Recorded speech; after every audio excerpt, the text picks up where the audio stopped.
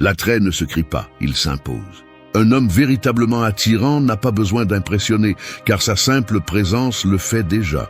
Il ne court après rien, ne cherche pas l'approbation, n'a pas besoin de se parer de mots vides. Il est passé par le feu et a appris à ne pas le craindre. Le calme qu'il projette est le résultat de nombreuses batailles internes, gagnées en silence. C'est le genre d'homme qui ne cherche pas à être le centre d'attention, mais quand il entre dans une pièce, tout se met en ordre sans qu'il dise un mot. Le temps ne lui enlève pas de valeur, il le perfectionne. Les rides deviennent des marques d'expérience, les cicatrices des symboles de caractère. Chaque chute lui a appris à ne pas supplier, chaque perte à ne pas dépendre, et chaque silence à maîtriser son monde intérieur. C'est là la véritable évolution de l'attrait masculin, quand l'énergie cesse de démontrer et se concentre sur la maîtrise de soi. L'homme mûr ne réagit pas face au chaos, il l'observe. Il ne rivalise pas avec les autres, il rivalise avec sa propre version d'hier. Sa sérénité n'est pas une faiblesse, c'est du pouvoir contrôlé. Sa force n'a pas besoin de bruit, car elle provient d'un endroit plus profond, de la discipline, de la paix, de la clarté avec laquelle il vit. Cette vidéo est un appel à cette transformation pour comprendre que le véritable magnétisme naît lorsque tu cesses de poursuivre et commences à attirer. Lorsque tu comprends que ta valeur ne dépend pas de la façon dont on te voit, mais de la façon dont tu te tiens. Le calme, le but et la confiance en soi sont les nouvelles formes de pouvoir. Et seul celui qui se conquiert lui-même parvient à les rayonner sans effort. 1. Maîtrise ton silence. Le silence est comme un feu invisible. On ne le voit pas, mais quand on le maîtrise, il brûle plus que les mots. Les hommes qui comprennent cela ne craignent ni le vide, ni le bruit du monde, car ils ont appris que le véritable contrôle ne réside pas dans ce qui est dit, mais dans ce qui est tu. Le silence est pouvoir lorsqu'il provient de la conscience, non de la peur. C'est un mur qui protège la paix intérieure et une épée qui coupe le besoin de réagir à tout. L'homme immature ressent le besoin de parler, de se défendre, de combler les vides. Il cherche à s'imposer avec des mots parce qu'il ne fait pas encore confiance à sa présence. Mais l'homme qui s'est forgé dans l'introspection comprend qu'il n'est pas nécessaire d'expliquer ce que le temps peut démontrer. Parler moins ne signifie pas savoir moins. Cela signifie choisir avec précision ce qui mérite une réponse et ce qui mérite d'être oublié. Chaque fois que tu choisis de te taire, tu ne t'affaiblis pas. Tu te renforces. Maîtriser le silence n'est pas disparaître, c'est se faire présent sans bruit. C'est regarder en face, garder son calme et ne pas perdre son sang-froid, même lorsque tout autour de toi cherche à te provoquer. Quand tu ne réagis pas, tu désarmes. Quand tu n'expliques pas, tu déconcertes. Quand tu choisis le silence, tu rends évident ton contrôle. Celui qui contrôle sa voix contrôle son esprit, et celui qui contrôle son esprit devient immunisé contre le chaos. Le silence est aussi une forme d'intelligence. Il te permet d'observer ce que les autres ne remarquent pas, d'entendre ce qui n'est pas dit, de comprendre au-delà des apparences. Dans un monde où tous rivalisent pour être entendus, celui qui sait écouter se distingue. La véritable force ne se démontre pas en criant, mais en comprenant. Le calme au milieu de la provocation révèle le caractère, et ce calme ne peut naître que de la maîtrise intérieure. Apprendre à se taire ne signifie pas réprimer, cela signifie choisir avec sagesse. Il y a des moments où le silence parle plus clairement que tout argument. Quand quelqu'un cherche à te provoquer et n'obtient pas de réaction, il comprend qu'il n'a pas de pouvoir sur toi. C'est l'attrait de l'homme qui maîtrise son silence. Il transmet le contrôle, il transmet le mystère, il transmet le respect. Non pas parce qu'il essaie de paraître, mais parce qu'il n'a vraiment pas besoin de prouver quoi que ce soit. Le silence guérit aussi. Il te connecte avec toi-même, te permet d'écouter tes propres pensées sans le bruit du monde. Il t'apprend à répondre à partir de la raison et non de l'émotion. Et cet équilibre, cette capacité à attendre avant d'agir, à réfléchir avant de parler, est ce qui distingue l'homme impulsif de l'homme sage. Maîtriser le silence, c'est se maîtriser soi-même. C'est ne pas réagir à ce que tu ne peux pas contrôler et rester fidèle à ton centre. L'homme qui maîtrise son silence ne se laisse pas emporter par le chaos. Il l'observe de loin, le comprend et le surmonte. Sa présence devient magnétique parce qu'elle transmet quelque chose que peu de gens ont, la stabilité. Et dans un monde plein de voies vides, la stabilité devient la forme la plus pure de pouvoir. Quand tu apprends à te taire, tu ne deviens pas petit, tu deviens plus fort. Ton silence devient un message qui dit « Je n'ai pas besoin de parler pour prouver qui je suis ». C'est là la véritable maîtrise. C'est là l'attrait qui ne vieillit pas. Celui qui naît de la conquête du bruit intérieur et de la transformation du silence en ta plus grande force. 2. Marche avec un but. Marcher sans but est comme tenir une épée sans tranchant. Tu peux la brandir avec force, mais elle ne coupera rien. Beaucoup d'hommes croient qu'ils avancent simplement parce qu'ils bougent, mais la vérité est que sans direction, le mouvement ne signifie pas progrès. Marcher avec un but n'est pas seulement se déplacer, c'est le faire avec intention, avec un sens clair derrière chaque pas. L'homme qui comprend cela ne court pas après le bruit, ne cherche pas l'immédiat, ne gaspille pas d'énergie dans ce qui n'ajoute pas. Chaque action qu'il entreprend est guidée par une raison qu'il a lui-même choisie. Un homme sans but vit à la dérive, se laisse porter par ce que les autres pensent, par ce que la société impose ou par ce que la peur dicte. Mais l'homme qui marche avec un but ne suit pas le courant, il le confronte. Il sait clairement où il va et ne s'excuse pas pour cela. Il ne se laisse pas entraîner par des distractions ou des désirs passagers. Il comprend que son temps est limité et son énergie sacrée. C'est pourquoi il choisit avec précision dans quoi il investit les deux. Sa démarche n'est pas impulsive, elle est stratégique. Marcher avec un but ne signifie pas avoir toutes les réponses, mais avoir une clarté de direction. Tu peux changer de chemin, mais pas d'essence. Peu importe si le terrain est incertain ou si le monde semble contre toi, l'important est de ne pas t'arrêter par peur. Le but est ce qui te relève lorsque la motivation s'épuise. C'est ce qui te pousse lorsque le doute te murmure à l'oreille. Et cette détermination est ce qui distingue les hommes ordinaires des hommes qui inspirent. Un homme avec un but ne cherche pas l'approbation, car il s'approuve déjà lui-même. Il n'essaie pas de prouver quoi que ce soit, car son chemin parle pour lui. Il ne craint ni le rejet ni l'échec, car il comprend que les deux font partie de sa formation. Le but lui donne la tranquillité, mais aussi le feu. Il le rend concentré, mais sans rigidité. Il le rend conscient que tout ce qui brille ne mérite pas son attention et que tout ce qui fait mal ne mérite pas sa réaction. L'attrait d'un homme avec un but ne réside pas dans ses paroles, mais dans la cohérence entre ce qu'il dit et ce qu'il fait. On le remarque dans son regard, dans sa posture, dans la façon dont il affronte la journée avec conviction. Chaque pas reflète son engagement envers quelque chose de plus grand que lui-même. Peu importe s'ils le comprennent ou non, il ne cherche pas à être compris, il cherche à avancer. Cette indépendance intérieure, cette assurance qu'il irradie sans effort, c'est ce qui le rend magnétique. Marcher avec un but implique aussi de renoncer à ce qui n'est pas aligné avec ta vision. Dire non, même si ça fait mal.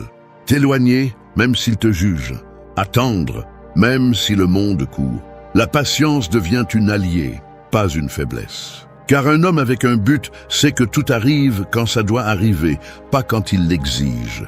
Il ne cherche pas de raccourci, il construit le chemin avec discipline et cohérence. Le but te donne une présence différente, une énergie que les autres ressentent. Tu n'as pas besoin de crier tes objectifs, ils se perçoivent dans ta façon de bouger.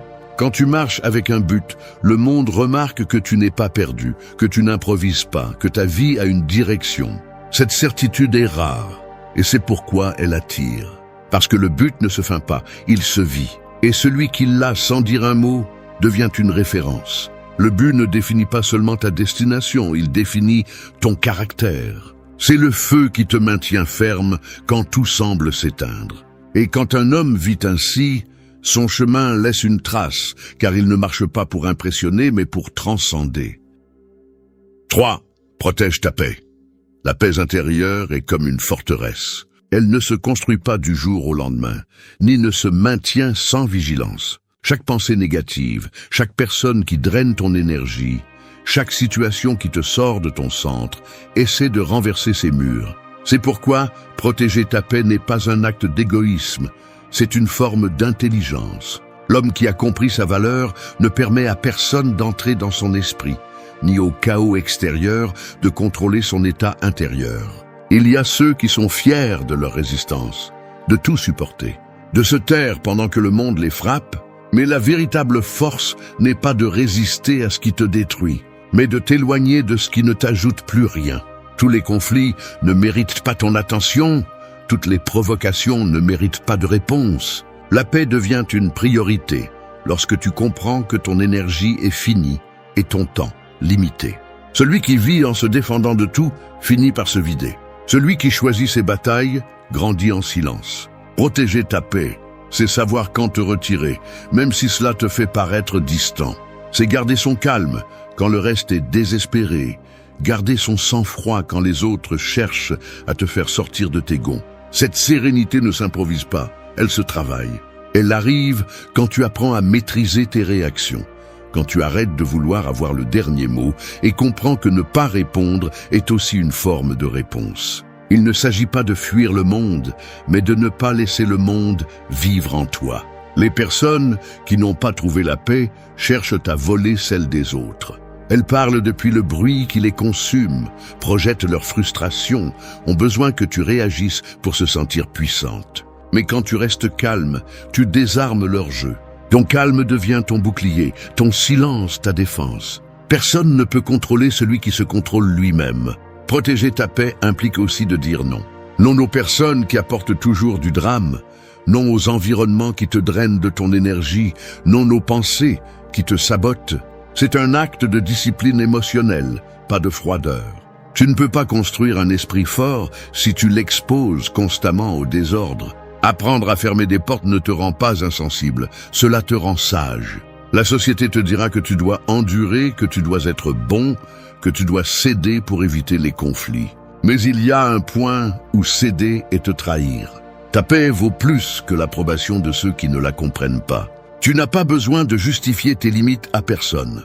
Celui qui te respecte les comprend, celui qui ne le fait pas ne mérite pas ton énergie. Un homme en paix projette quelque chose que les autres ressentent sans comprendre pourquoi. Sa présence est stable, son énergie est pure. Il ne vit pas sur la défensive, il ne cherche pas à dominer, il est simplement en contrôle. Et cela le rend magnétique. Parce que dans un monde plein de bruit, sa tranquillité se démarque. Sa sérénité n'est pas une faiblesse, c'est un pouvoir contenu. Les gens confondent son silence avec le désintérêt, sans savoir que c'est de la sagesse en action. Quand tu apprends à protéger ta paix, tout change. Tu arrêtes de courir après le chaos et tu commences à attirer la tranquillité. Tu arrêtes de chercher à être compris et tu te concentres sur te comprendre. La paix ne se trouve pas à l'extérieur, elle se construit à l'intérieur. Et quand tu la chéris comme le bien le plus précieux que tu possèdes, le monde cesse d'avoir du pouvoir sur toi. Parce qu'un homme qui vit en paix avec lui-même a déjà gagné la bataille la plus importante, celle de ne pas se perdre au milieu du bruit. 4. Contrôle tes émotions. Les émotions sont comme la mer, elles peuvent t'élever ou te traîner au fond. Si tu n'apprends pas à naviguer, tu finiras par être victime de ces vagues. Beaucoup d'hommes pensent que contrôler leurs émotions signifie les réprimer, mais il ne s'agit pas d'éteindre ce que tu ressens, mais de le diriger avec intelligence. Le contrôle émotionnel ne signifie pas froideur. Il signifie avoir la sagesse suffisante pour ne pas permettre qu'une réaction momentanée détruise ce que tu as construit avec calme. L'homme qui ne maîtrise pas ses émotions vit en esclavage par elles. Il se laisse emporter par la colère, agit par impulsion, prend des décisions à partir de la blessure et regrette ensuite. Celui qui se laisse contrôler par ce qu'il ressent finit par perdre le respect, les opportunités et les relations précieuses. Le contrôle ne te rend pas moins humain, il te rend plus conscient. Il te donne le pouvoir de décider ce qui mérite une réponse et ce qui mérite ton indifférence. Les émotions ne sont pas des ennemis, elles sont des messagères. Mais si tu les laisses diriger ta vie, tu perdras le gouvernail. Apprendre à contrôler tes émotions est l'un des plus grands signes de maturité. Cela signifie s'arrêter avant de réagir, penser avant de parler et comprendre que tout ce que tu ressens n'est pas vrai. L'esprit peut te tromper, l'émotion peut t'aveugler, mais le calme t'éclaire. Tu ne peux pas dominer le monde si tu ne domines pas d'abord ce qui se passe en toi. Le véritable leadership commence par l'autocontrôle. Lorsque tu réussis à rester serein au milieu du chaos, tu projettes quelque chose que peu peuvent égaler, l'équilibre. La société moderne récompense l'impulsivité, l'immédiateté, la réaction rapide. Mais l'homme qui a appris à respirer avant de répondre est celui qui a le véritable pouvoir. Il ne se laisse pas provoquer, il ne joue pas aux jeux émotionnels, il ne répond pas au bruit. Son calme désarme. Sa présence impose le respect parce qu'elle démontre que n'importe qui ne peut pas le perturber. Dans un monde plein d'hommes qui réagissent à tout, celui qui reste ferme devient rare et donc précieux. Le contrôle émotionnel implique également de ne pas te laisser dominer par la tristesse ou la peur. Il y aura des moments où tu auras l'impression que tout s'effondre, où la frustration te poussera à abandonner, mais c'est justement là que ton caractère est mesuré. Maîtriser tes émotions ne signifie pas faire semblant de ne pas ressentir de douleur, c'est ne pas permettre à cette douleur de décider pour toi. C'est ressentir mais continuer à avancer, tomber mais se relever avec conscience. La force n'est pas dans le fait de ne pas pleurer, mais de ne pas perdre le cap lorsque les larmes apparaissent. L'attrait de l'homme émotionnellement fort ne réside pas dans sa dureté, mais dans son équilibre. Il ne déborde pas et ne s'éteint pas. Il coule simplement. Il peut ressentir profondément, mais il ne se noie pas dans ce qu'il ressent. Sa maturité se perçoit dans son regard, dans son ton, dans sa façon d'agir, sans avoir besoin de crier. Il transmet le contrôle parce qu'il se connaît, et celui qui se connaît ne craint pas. Chaque fois que tu choisis de ne pas réagir, tu gagnes en pouvoir. Chaque fois que tu choisis de rester calme, tu te renforces. Ce n'est pas facile, mais c'est ce qui te distingue des autres. Parce que contrôler tes émotions ne signifie pas seulement résister à la colère ou à la tristesse, mais rester maître de toi-même en toutes circonstances. Un homme comme ça ne cherche pas à dominer les autres, il se domine lui-même. Et c'est la forme la plus pure de pouvoir. Lorsque tu atteins cet état, rien ni personne ne peut te manipuler, parce que tes émotions ne sont plus une arme contre toi, mais ta plus grande source de force. 5. Écoute attentivement. L'écoute est un art que peu de gens maîtrisent. La plupart des gens n'écoutent que pour attendre leur tour de répondre. Mais l'homme qui écoute vraiment ne cherche pas à gagner une conversation. Il cherche à comprendre ce qui se cache derrière les mots. Écouter attentivement ne signifie pas seulement entendre des sons, mais aussi lire des gestes, des silences et des émotions. Dans un monde où tout le monde veut parler, celui qui sait écouter devient exceptionnel, car son calme invite à la confiance et sa présence transmet le respect. Écouter ne vous rend pas faible, cela vous rend sage. Cela vous enseigne que tout ne nécessite pas une réponse immédiate, que souvent le pouvoir réside dans l'observation avant l'action. Les gens se révèlent quand ils parlent, ils montrent leurs peurs, leurs désirs, leurs intentions. Et l'homme attentif n'interrompt pas ce processus, il l'analyse. Il apprend de ce que les autres disent et aussi de ce qu'ils taisent. Chaque mot que vous écoutez sans juger vous donne un avantage que peu de gens ont, la compréhension profonde. L'homme qui ne sait pas écouter est piégé dans son ego. Il pense tout savoir et se ferme à l'apprentissage. Son besoin de s'imposer lui fait perdre des opportunités et du respect. En revanche, celui qui maîtrise l'art de l'écoute devient quelqu'un que les autres recherchent. Parce qu'ils savent qu'ils ne cherchent pas à les corriger, mais à les comprendre. Et c'est dans cette compréhension que naît le véritable leadership. Les gens font confiance à celui qui les fait se sentir écoutés, pas à celui qui a toujours quelque chose à dire.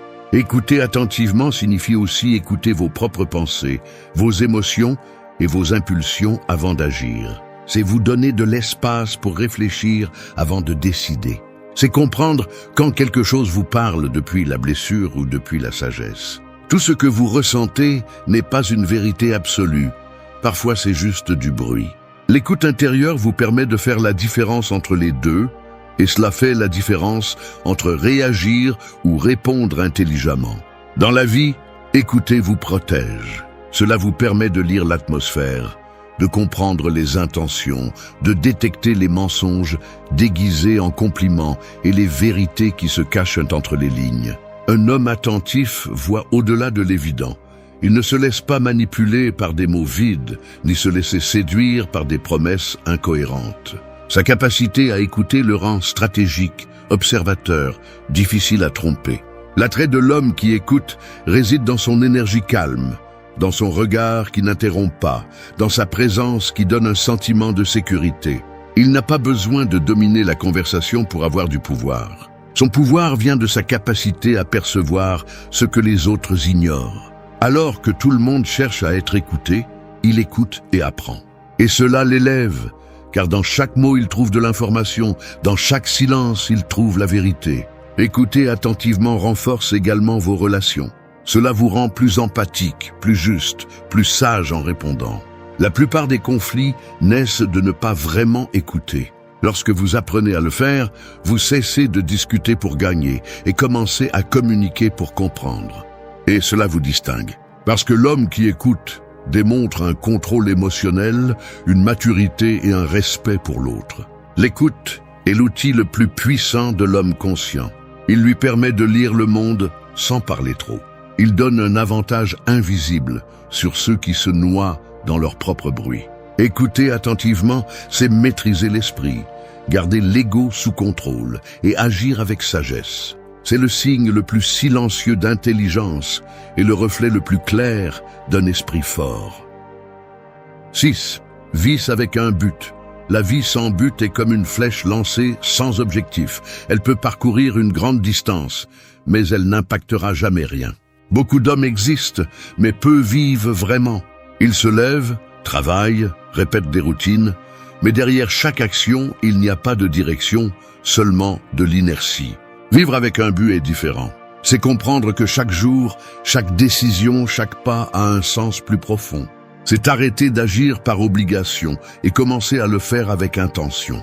Le but n'est pas trouvé d'un coup, il est construit. Il naît de te connaître, de comprendre ce qui te motive, ce qui te façonne, ce qui te donne un sens. Vivre avec un but ne signifie pas que tout est sous contrôle. Cela signifie que même au milieu du chaos, tu sais pourquoi tu continues à avancer. Ce n'est pas avoir une vie parfaite, c'est avoir une raison puissante de te lever même quand tout semble s'effondrer. L'homme qui vit avec un but n'est pas distrait par le superficiel. Il ne se laisse pas séduire par le bruit du monde, ni par les désirs momentanés. Il a une clarté sur ce qu'il veut construire, et cette clarté le rend fort. Alors que d'autres cherchent la validation, il cherche la cohérence. Alors que beaucoup vivent selon ce que les autres attendent d'eux, il vit selon ce que son âme exige d'être. Cette différence le transforme. Le but donne une direction à l'énergie. Il donne un sens au sacrifice, rend la patience supportable, fait que l'effort ne se ressente pas comme un fardeau, mais comme une partie du processus. L'homme sans but se brise face aux difficultés parce qu'il ne sait pas pourquoi il se bat. Celui qui en a un se durcit, se concentre et continue. Il sait qu'il n'y a pas de croissance sans inconfort, ni d'accomplissement sans discipline. Vivre avec un but signifie aussi savoir quand dire non. Non aux distractions, non aux tentations, non à ce qui vole du temps et dévie le chemin. Il ne s'agit pas d'être rigide, mais conscient. Un homme avec un but comprend que chaque décision a un coût et choisit de payer seulement pour ce qui le rapproche de ce qui compte vraiment. Cette mentalité filtre son environnement, son énergie et ses relations. Le but n'est pas toujours crié, parfois il se ressent dans la façon dont tu vis. Il est dans la façon dont tu te lèves, comment tu parles, comment tu affrontes les jours difficiles. C'est une flamme silencieuse qui ne cherche pas l'attention, mais éclaire tout ce qu'elle touche. Les gens le perçoivent, même s'ils ne savent pas l'expliquer. Il y a quelque chose de différent dans le regard de l'homme qui vit avec un sens. Il n'a pas besoin de prouver quoi que ce soit, car tout en lui le prouve déjà. Le but te sauve aussi de la confusion. Quand tu sais qui tu es et ce que tu veux, tu ne te perds pas dans les comparaisons ni dans les envies. Tu ne désires pas ce que les autres ont, parce que tu es concentré sur la construction de ce qui est à toi. Cette stabilité émotionnelle se ressent. Elle te donne du calme, du pouvoir, du magnétisme. Le monde peut bouger, mais tu restes ferme. Et cette fermeté, cet équilibre, est ce qui rend irrésistible un homme avec un but. Vivre avec un but, c'est comprendre que la vie ne consiste pas à accumuler des réalisations, mais à laisser une empreinte. Ce n'est pas une question de combien tu as, mais de ce que tu deviens. C'est agir avec vision, pas avec précipitation. C'est avancer avec conscience, pas avec impulsion. Quand tu vis ainsi, la vie devient plus simple, plus claire, plus à toi. Parce que le but ne te guide pas seulement, il te transforme. Il fait de toi quelqu'un qui ne cherche pas de sens à l'extérieur, parce qu'il le porte en lui. Et c'est la véritable force de l'homme qui a trouvé son chemin. 7. Pratique le détachement. S'accrocher est comme essayer de tenir du sable avec les mains fermées. Plus vous serrez, plus il s'échappe. Le détachement ne consiste pas à cesser d'aimer, mais à aimer sans dépendre. C'est la capacité de garder le contrôle même lorsque la vie décide de vous enlever quelque chose. Un homme fort n'est pas celui qui possède tout, mais celui qui peut tout perdre sans se briser. Pratiquer le détachement, c'est apprendre à vivre sans craindre de lâcher ce qui a déjà rempli son but et comprendre que rien de ce qui est vraiment à vous n'a besoin d'être forcé pour rester. L'homme qui pratique le détachement vit plus légèrement. Il ne porte pas de personnes, de situations ou d'émotions qui ne le nourrissent plus. Il comprend que la vie est en constante évolution et que résister à cela ne génère que de la souffrance. Il ne cherche pas à s'accrocher au passé ni à contrôler l'avenir. Il reste présent, observant, comprenant et acceptant. Cette acceptation n'est pas une résignation, c'est de la sagesse. C'est reconnaître que tout ce qui est perdu n'est pas une perte et que souvent lâcher prise est la façon la plus silencieuse d'avancer. Le détachement ne signifie pas la froideur. Cela signifie avoir un cœur si fort qu'il n'a besoin de rien d'extérieur pour rester en paix.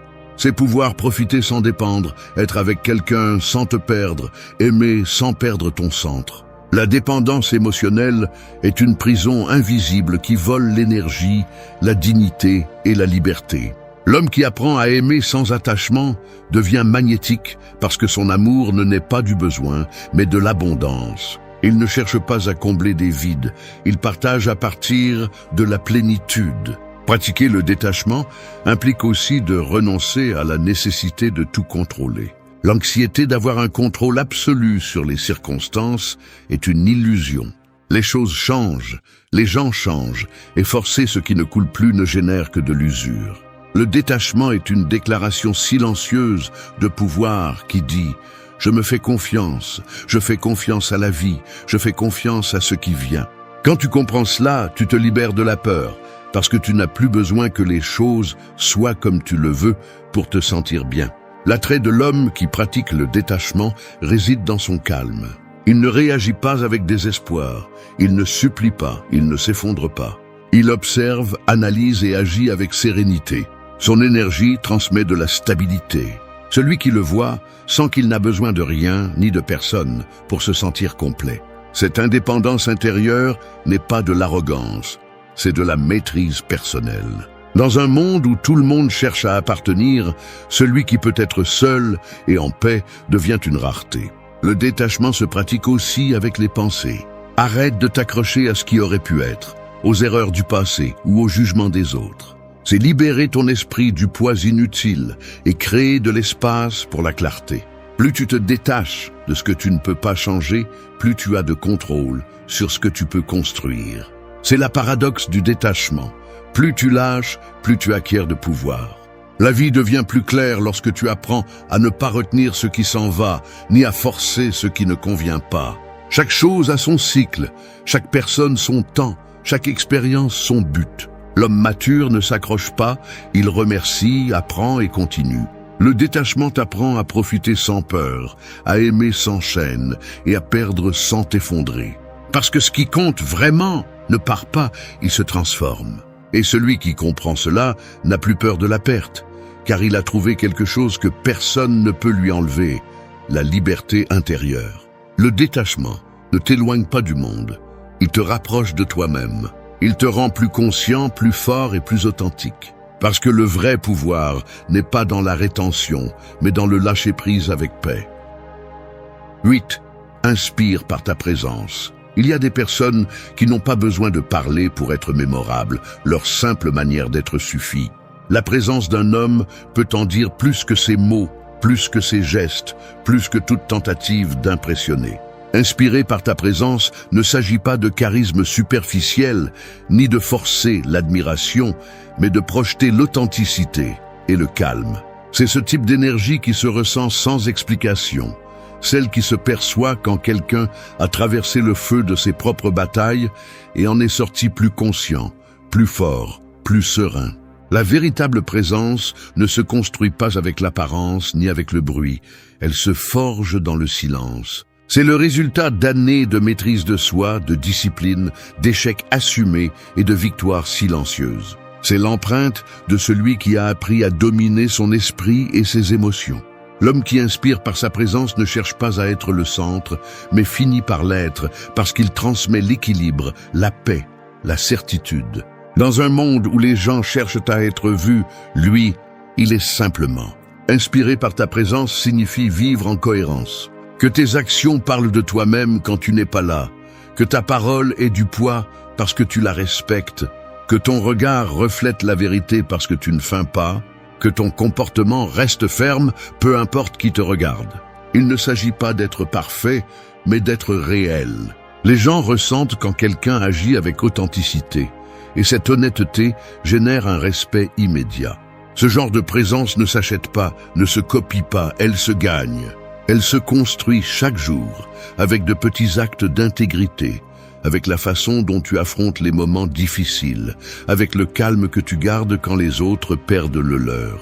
Ta présence se façonne dans les jours silencieux, dans les défis que tu surmontes sans témoin, dans les décisions que tu prends quand personne ne t'applaudit. L'homme qui s'est forgé ainsi n'a pas besoin de parler beaucoup. Sa simple manière d'être impose le respect. Inspiré par ta présence implique aussi de prendre soin de ton énergie. Il ne s'agit pas seulement de force physique, mais de présence mentale et émotionnelle. De savoir quand avancer et quand se taire. De projeter la maîtrise sans agressivité, l'autorité sans arrogance. L'équilibre entre la sérénité et la fermeté est ce qui rend la présence d'un homme magnétique. Les gens ressentent quand tu es en contrôle, quand tu ne te disperses pas, quand tu sais exactement qui tu es. Cette clarté attire sans effort. La présence se reflète aussi dans la façon dont tu traites les autres. Un homme qui inspire n'a pas besoin de s'imposer. Il inspire parce qu'il écoute, parce qu'il respecte, parce qu'il reste calme, même quand l'environnement est hostile. Les gens se souviennent de celui qui les fait se sentir en sécurité, pas de celui qui cherche à démontrer sa puissance. Être quelqu'un dont la présence inspire n'a rien à voir avec la façon dont on te voit, mais avec ce que tu provoques chez les autres quand tu es présent. Quand ton énergie transmet la stabilité, quand ton regard montre la paix, quand ta voix ne tremble pas face à l'adversité, ton simple existence devient un exemple.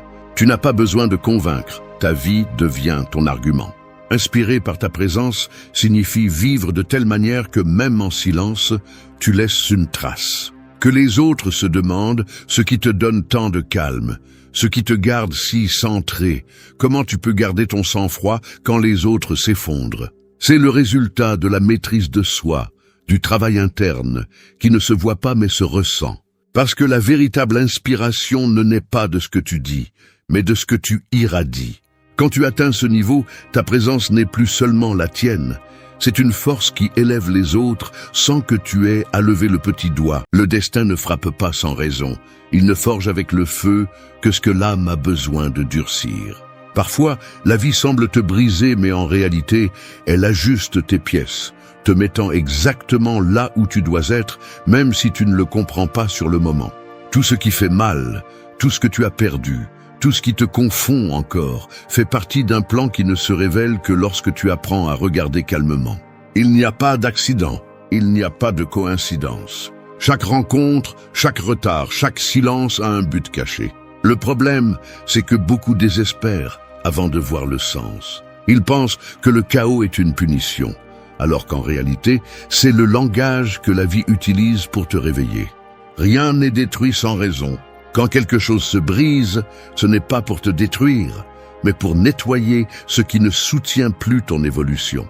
La douleur n'arrive pas pour t'arrêter, elle arrive pour t'entraîner. Les pertes ne sont pas des signes de faiblesse, ce sont des épreuves qui t'apprennent à lâcher ce qui ne vibre plus avec toi. Chaque jour, même si tu ne le remarques pas, l'univers te façonne.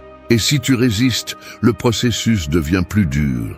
Mais pas parce que la vie veut te voir souffrir, mais parce qu'elle veut te voir te réveiller. Ce qui semble injuste aujourd'hui sera ta force demain. Ce que tu ne comprends pas aujourd'hui sera ta vérité demain. Tout ce qui se passe, même ce qui fait mal, te prépare à ce que tu as demandé, même si tu ne t'en souviens pas. C'est pourquoi, au lieu de te demander « pourquoi moi ?», commence à te demander « pourquoi ?» Parce qu'à l'instant où tu comprends que rien n'est le fruit du hasard, tout commence à avoir un sens. 1. Fais confiance au silence. Le silence est comme une tempête contenue dans l'air. On ne le voit pas, mais on le ressent. C'est cet espace entre le tonnerre et le calme où la vie murmure des vérités que le bruit ne laisse pas entendre. La plupart des gens en ont peur parce qu'ils confondent le silence avec le vide, alors qu'en réalité, c'est le terrain fertile où germe la clarté. Dans le silence, il n'y a pas de distraction, pas de masque, juste toi face à toi-même. C'est pourquoi il dérange tant. Mais c'est justement là, dans ce silence qui fait mal, que l'âme commence à parler avec une voix ferme. Les gens cherchent des réponses partout, sauf dans le calme. Ils veulent des signes immédiats, des validations externes, du bruit qui leur donne l'impression d'avancer. Cependant, la croissance réelle ne se produit pas dans le bruit, elle se produit dans la pause. La vie ne te fait pas taire pour te punir, elle te fait taire pour t'apprendre à écouter l'essentiel. Ce qui semble être une absence est en réalité un entraînement pour développer la présence. Dans le silence, tu apprends à voir ce que tes yeux ignoraient, à comprendre ce que tes émotions ne pouvaient pas traiter. Et même si au début il semble que rien ne se passe, tout se réorganise en toi. Fais confiance au moment où tout semble s'arrêter, car ce ne sont pas des pauses vides, ce sont des processus invisibles. C'est l'univers qui recalibre tes pas, la vie qui teste ta patience et ta foi. Alors que tu penses que rien ne se passe, tes racines grandissent sous la surface. Chaque personne qui disparaît, chaque opportunité qui ne se présente pas, chaque porte qui se ferme, a une raison que seul le temps révèle. L'impatience détruit ce que le silence construit. Il te montre les parties qui ont besoin de guérison, les blessures que tu as couvertes de distraction. C'est pourquoi le silence ne se supporte pas, il se confronte. Et en le confrontant, tu apprends à te maîtriser. C'est la différence entre réagir et comprendre. Alors que les autres cherchent du bruit pour combler leur vide, tu trouves de la force dans ta pause. Alors que les autres s'impatientent de ce qui ne vient pas, tu deviens celui qui peut attendre, sans perdre son centre. Fais confiance au silence, même s'il semble que le monde t'a oublié. Car dans cet espace sans bruit, le caractère se forge, l'esprit se met en ordre et l'âme s'aligne avec son but. Tu n'as pas besoin d'avoir toutes les réponses maintenant. Il suffit de rester calme pendant qu'elles arrivent. Le silence n'est pas une punition, c'est l'épreuve finale avant la clarté. Et lorsque tu apprendras à rester tranquille au milieu du bruit du monde, la vie commencera à te parler dans un langage que seuls les patients peuvent comprendre. 2. Prête attention aux détails. La vie se révèle dans les détails, pas dans les grands moments. Ce sont les petites fissures qui finissent par faire tomber les murs et les petites actions qui construisent des empires. La plupart attendent de grands signes pour changer leur vie, sans se rendre compte que les réponses ont toujours été dans le quotidien. Un geste, un mot, un silence attend. Tout parle, mais peu écoute. La sagesse n'est pas dans l'anticipation de l'avenir, mais dans l'observation précise de ce qui est déjà devant toi. Prêter attention aux détails est une forme de respect envers la vie. C'est arrêter de vivre en pilote automatique et commencer à remarquer ce qui compte vraiment. Parce que la vérité ne se cache pas dans l'extraordinaire, elle se cache dans le simple.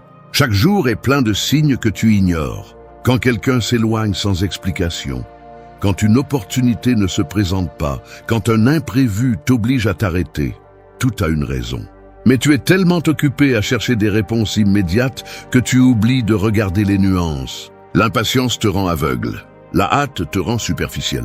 En revanche, celui qui apprend à observer découvre des modèles, comprend des cycles et commence à agir avec sagesse. Prêter attention aux détails signifie aussi écouter ce qui n'est pas dit. Un regard évasif, une émotion réprimée, une énergie qui change en entrant dans un lieu.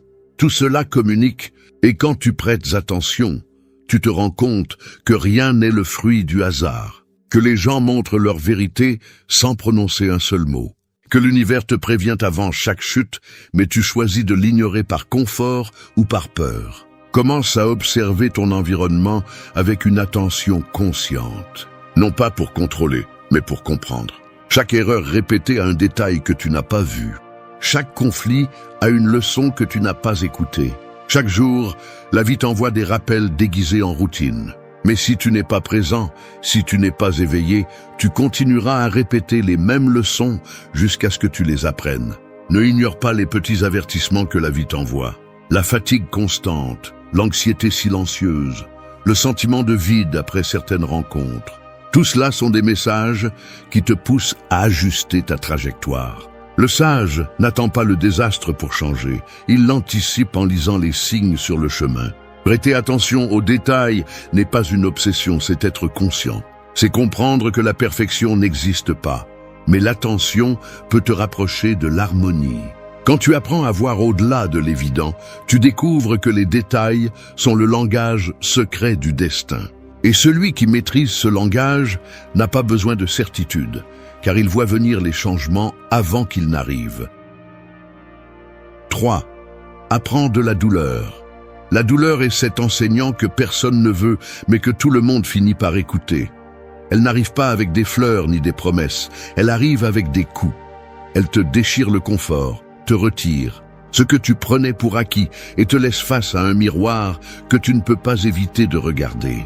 Beaucoup fuient, d'autres se plaignent, mais ceux qui apprennent vraiment de la douleur découvrent quelque chose que les autres ne comprendront jamais. Derrière chaque blessure, il y a une version plus forte de toi qui t'attend. La plupart des gens veulent guérir sans ressentir, grandir sans perdre, avancer sans trébucher. Mais la vie n'enseigne pas avec douceur, elle enseigne avec des épreuves. La douleur n'est pas l'ennemi, c'est le filtre qui sépare ceux qui abandonnent de ceux qui se transforment. Ce qui fait mal n'arrive pas pour te détruire, mais pour te montrer où tu manques encore de compréhension. Chaque perte, chaque trahison, chaque déception porte un message caché. Quand tu l'ignores, le cycle se répète. Quand tu le comprends, il se brise. Il y a des gens qui vivent ancrés dans leurs blessures, répétant l'histoire encore et encore, comme si la douleur était leur identité. Ils ne comprennent pas que le passé n'a de pouvoir que si tu le nourris. La douleur ne te définit pas, elle te révèle. Elle montre ta capacité de résistance, ton niveau de compréhension et ta volonté de changer. Chaque larme est une leçon, chaque chute, un entraînement. Celui qui comprend cela cesse de maudire ce qu'il a vécu et commence à remercier ce qu'il a appris. La douleur nettoie aussi. Elle enlève le superficiel, élimine le faux, purifie l'inutile. Quand tu as mal, c'est parce que tu lâches des parties de toi qui ne te servent plus dans ta prochaine étape. La douleur gratte l'ego, mais elle polit l'âme. Elle te force à te regarder sans filtre, à reconnaître ce que tu ne voulais pas accepter. C'est pourquoi, quand la vie te fait mal, ne demande pas que ça se termine rapidement. Demande à comprendre ce qu'elle t'enseigne. Apprendre de la douleur, c'est apprendre à ne pas blâmer, à ne pas chercher des responsables, mais du sens. C'est comprendre que l'adversité n'arrive pas pour te punir, mais pour te façonner. Les épreuves les plus dures sont celles qui forment le caractère le plus ferme. Et le temps, cet allié silencieux, se charge de te montrer pourquoi chaque coup était nécessaire. Ce qui aujourd'hui semble une blessure, demain sera une cicatrice qui te rappellera ce que tu as été capable de surmonter. Tu n'as pas besoin de craindre la douleur, tu as besoin de l'écouter. Parce que quand tu le fais, elle se transforme. Et quand tu arrives à la voir comme un maître et non comme un ennemi, la vie change complètement. Celui qui apprend de la douleur cesse d'espérer que les choses soient faciles et commence à être plus fort que n'importe quelle difficulté. La souffrance ne disparaît pas, mais tu n'es plus le même à l'affronter, et c'est là que se produit la véritable transformation. 4. Augmente ton énergie. L'énergie est comme une monnaie invisible que tu dépenses quotidiennement sans t'en rendre compte. Tu la donnes dans des conversations vides, dans des pensées qui te drainent, dans des soucis qui ne changent rien. Et puis tu te demandes pourquoi tu te sens fatigué, même si tu n'as rien fait de physique.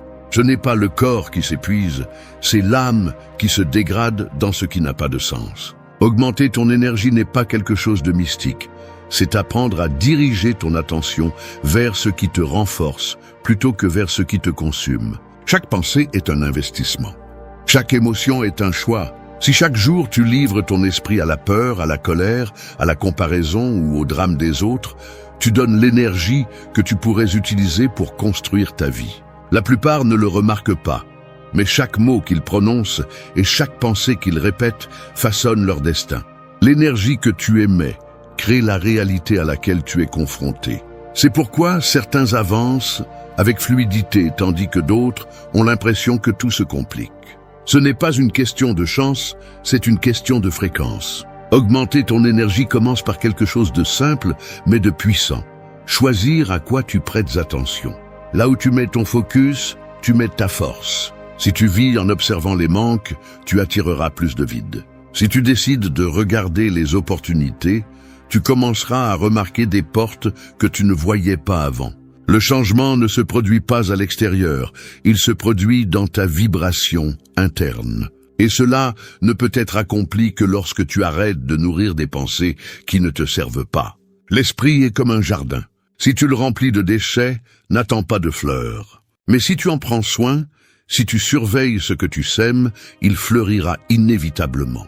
Tu dois aussi prendre soin des personnes avec qui tu partages ton énergie. Il y a ceux qui t'élèvent rien qu'avec leur présence, et d'autres qui t'éteignent dès qu'ils entrent dans une pièce. Il ne s'agit pas de juger, mais de te protéger. Apprends à reconnaître qui te stimule et qui te draine. Toutes les relations ne méritent pas ton attention. Parfois, se retirer en silence est la forme la plus haute de respect envers toi-même. Chaque interaction influence ton état émotionnel, et chaque état émotionnel définit l'énergie que tu projettes au monde. Ton environnement compte aussi. Ce que tu écoutes, ce que tu consommes, ce que tu vois tous les jours façonne ta vibration. Si tu remplis ton esprit de nouvelles négatives, de critiques ou de distractions sans but, tu abaisses ton niveau d'énergie sans t'en rendre compte. En revanche, si tu choisis de la musique, des lectures ou des conversations qui t'inspirent, tu nourris ton esprit.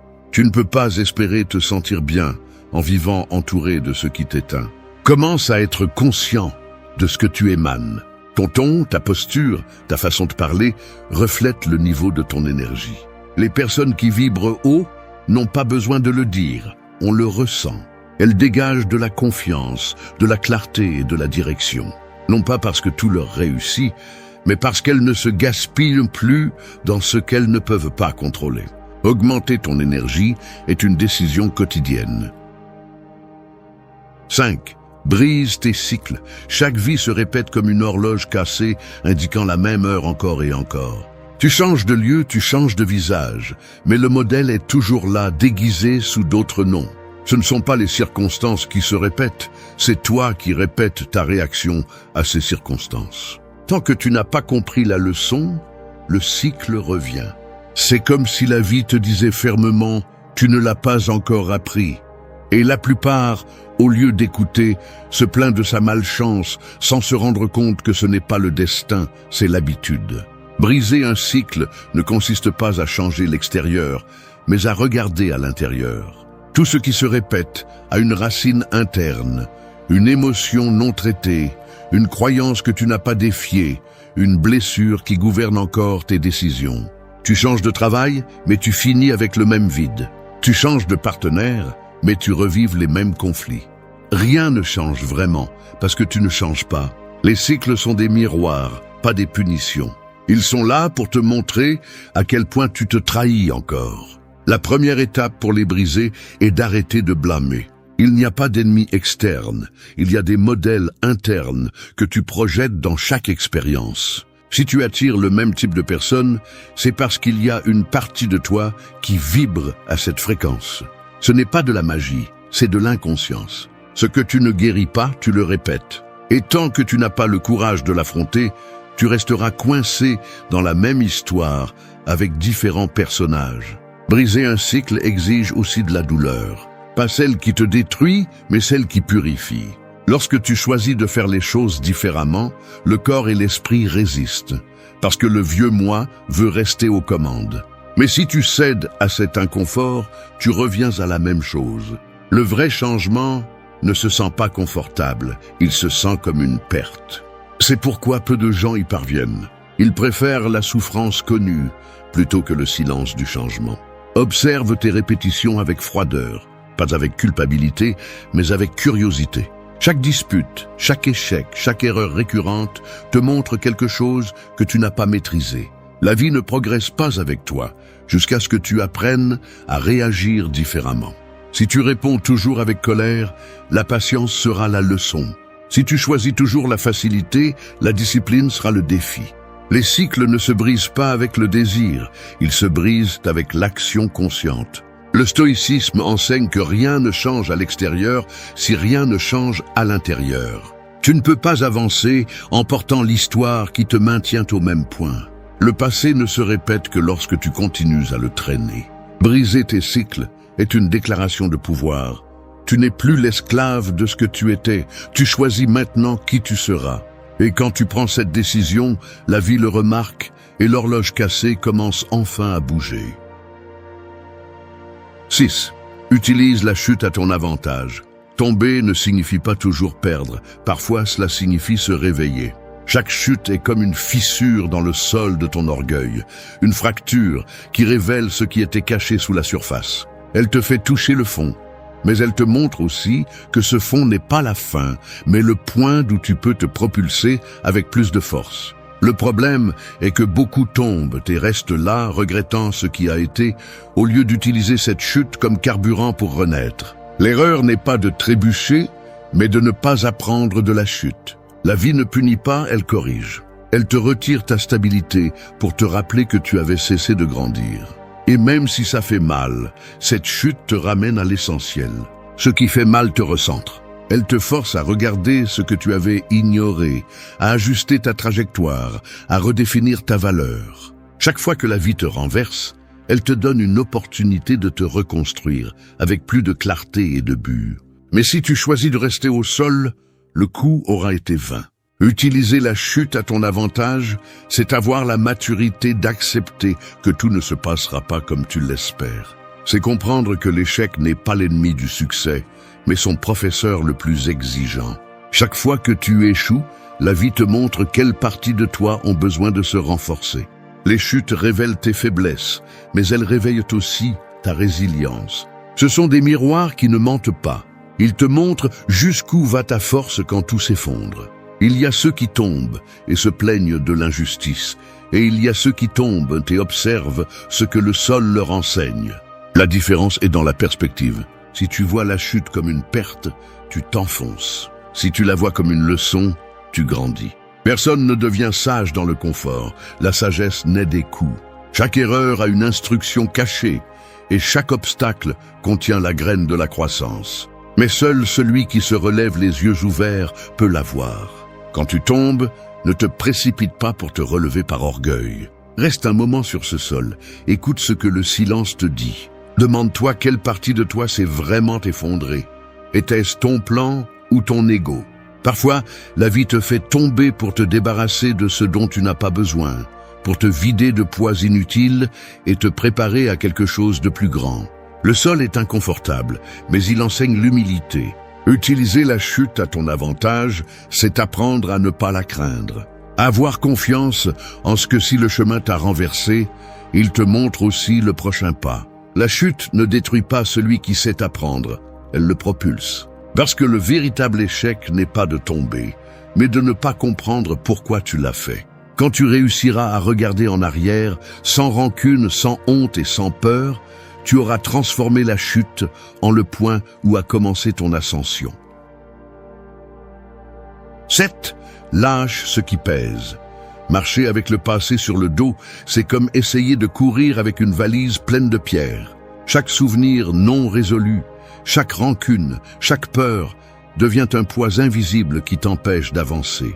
Il arrive un moment où il ne s'agit plus d'accumuler de la force, mais d'apprendre à lâcher prise. La liberté n'est pas toujours dans le fait d'avoir plus, mais dans le fait de porter moins. Lâche ce qui ne vibre plus avec toi, ce qui te vole de l'énergie, ce qui te fait revivre des histoires qui n'existent plus. Nous avons tendance à nous accrocher à ce qui nous fait mal, parce que nous confondons attachement avec amour, habitude avec stabilité et culpabilité avec responsabilité. Mais rien qui te draine constamment ne mérite de rester. Le stoïcisme enseigne que tu ne peux pas contrôler ce qui se passe, seulement comment tu réagis. Et souvent, réagir avec sagesse signifie laisser aller sans explication. Lâcher prise n'est pas abandonner, c'est reconnaître que certaines batailles ne t'appartiennent plus, qu'il y a des portes qui doivent se fermer pour que d'autres s'ouvrent. Lâcher prise est aussi un acte de maturité émotionnelle. Cela signifie accepter que tu ne peux pas sauver tout le monde, que tu ne peux pas forcer quelqu'un à rester, que tout ce qui commence n'a pas à durer éternellement. Le problème est que l'esprit veut comprendre ce que l'âme a déjà surmonté. Et pendant que tu cherches des réponses, la vie continue sans toi. Apprendre à lâcher prise, c'est faire confiance au destin, c'est croire que ce qui est parti devait partir et que ce qui reste le fera sans effort. Le poids émotionnel s'accumule comme de la poussière invisible. Tu ne le vois pas, mais tu le sens. Dans ta fatigue, dans ton irritation, dans ce sentiment constant de vide. Quand tu lâches prise, tu ne libères pas seulement de l'espace mental, tu récupères aussi de l'énergie. Tu arrêtes de dépenser des forces à soutenir l'insoutenable et tu les concentres sur la construction de ce qui a du sens. Parfois, le véritable courage n'est pas de résister, mais de te permettre de lâcher prise sans regarder en arrière. Chaque chose que tu lâches te rend un morceau de toi, une personne qui part, une habitude que tu termines, une idée qui ne convient plus. Tout cela ouvre de l'espace pour quelque chose de nouveau. La vie récompense toujours ceux qui osent se vider. Mais la peur du changement te fait t'accrocher même à ce qui te fait mal, comme si perdre était pire que de continuer à souffrir. En réalité, tu ne perds rien quand tu lâches prise. Tu te libères seulement de ce qui n'aurait plus dû t'accompagner. Lâche ce qui pèse, même si ça fait mal, même si tu ne comprends pas tout à fait pourquoi. La paix qui vient après vaut plus que n'importe quelle explication. Tu ne peux pas recevoir du nouveau si tes mains sont toujours accrochées à l'ancien. Laisse le temps faire son travail. Laisse la vie arranger ce que tu ne comprends pas encore. Lâcher prise n'est pas oublier, c'est accepter. Et quand tu apprendras à le faire, tu découvriras que la légèreté ne vient pas de ce que tu gagnes, mais de tout ce que tu décides finalement de laisser derrière toi. 8. Fais confiance sans contrôler. Le contrôle est une illusion brillante, comme essayer de capturer le reflet du soleil sur l'eau. Plus tu le cherches, plus il s'échappe entre tes mains. L'esprit humain déteste l'incertitude. Il veut des réponses avant l'heure, des garanties avant d'agir et des assurances avant de lâcher prise. Mais la vie ne fonctionne pas selon ces règles. Le contrôle n'apporte pas la paix, il apporte l'anxiété. Pendant que tu essaies de manipuler chaque résultat, l'univers observe en silence, attendant le moment où tu feras enfin confiance. Faire confiance sans contrôler ne signifie pas se rendre, cela signifie comprendre que tout ne dépend pas de toi. Tu peux mettre ton effort, ta discipline et ton intention, mais il y a des choses qui ne sont tout simplement pas entre tes mains. Les gens changent, les chemins dévient, les plans sont retardés. Résister ne fait que te remplir de frustration. Accepter l'incertain n'est pas une faiblesse, c'est de la maturité. C'est reconnaître que la vie avance à son propre rythme et que ta tâche n'est pas de la dominer, mais de couler avec elle sans perdre ton centre. La plupart des gens vivent dans la tension parce qu'ils confondent le contrôle avec la sécurité. Ils pensent que s'ils planifient tout, ils éviteront la douleur. Mais la douleur ne peut être évitée, elle se transforme. Lorsque tu apprends à faire confiance au processus, l'anxiété commence à se dissoudre. Tu découvres que ce qui est pour toi n'a pas besoin d'être forcé et que ce qui ne coule pas n'était pas censé rester. La vraie foi n'est pas dans les résultats visibles, mais dans la sérénité avec laquelle tu avances, même sans comprendre pourquoi. Le stoïcisme enseigne que le sage ne dépense pas d'énergie dans ce qu'il ne peut pas changer. Il n'agit que dans sa sphère d'influence et accepte ce qui est hors de sa portée. C'est la liberté la plus puissante qu'une personne peut avoir. Non pas celle de tout contrôler, mais celle de rester calme lorsque rien ne se conforme à ses plans. À ce stade, la confiance cesse d'être une idée et devient une pratique quotidienne. Fais confiance même si tu n'as pas de clarté. Fais confiance même si le chemin semble confus.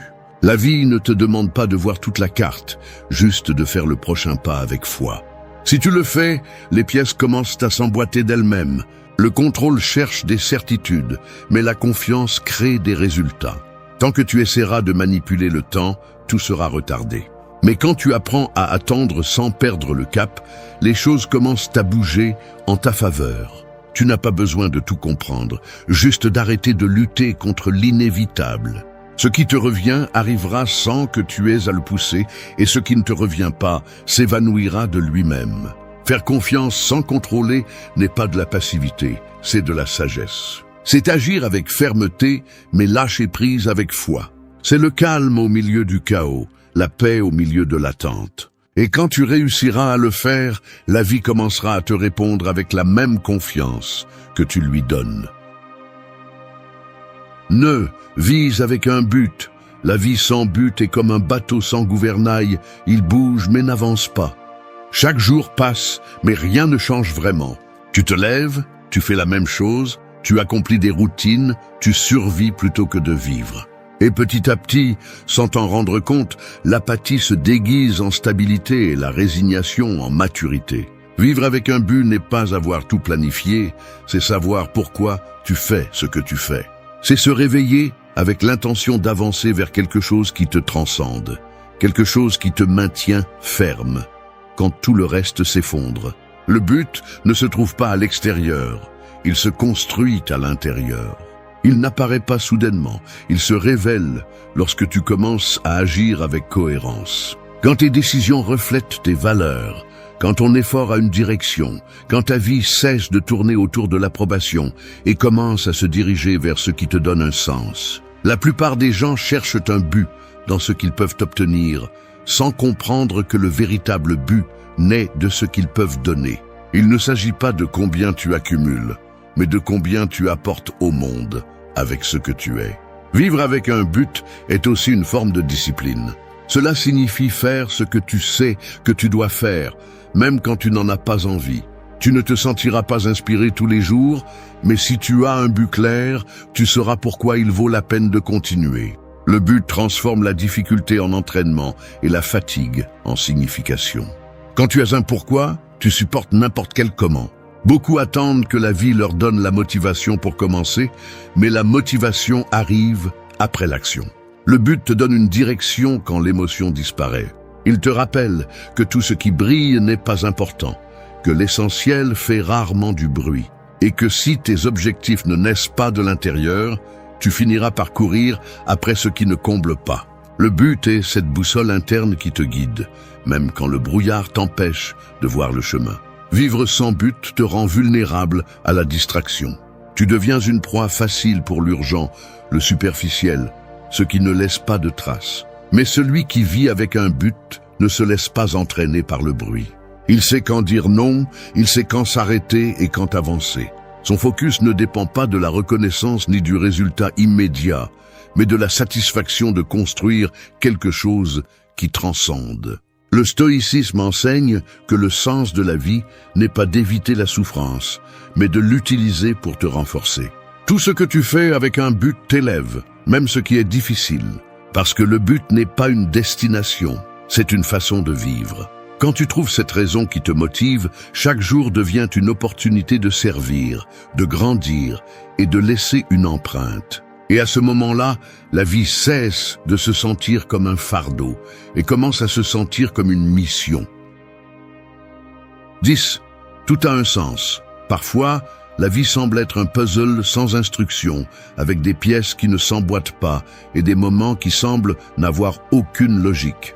Mais si tu observes avec patience, tu découvres que chaque pièce s'emboîte exactement là où elle devait. Ce qui faisait mal avant est compris aujourd'hui. Ce qui semblait être une perte devient une direction, et ce que tu croyais injuste finit par être nécessaire. Tout a un sens, mais seulement quand tu arrêtes de regarder avec les yeux de la peur et que tu commences à voir avec les yeux de la compréhension. Rien de ce que tu as vécu n'était une erreur. Chaque rencontre, chaque silence, chaque rupture avait un but caché, te préparer à ce que tu es maintenant. L'esprit veut tout comprendre immédiatement, mais la vie ne révèle pas ses raisons à celui qui s'impatiente. Les réponses arrivent quand tu es prêt à les comprendre, pas quand tu les exiges. C'est pourquoi même quand quelque chose ne se passe pas comme tu l'espérais, fais confiance à l'architecture invisible qui place chaque événement à l'endroit parfait. Tout a un sens quand tu comprends que tu ne peux pas tout contrôler.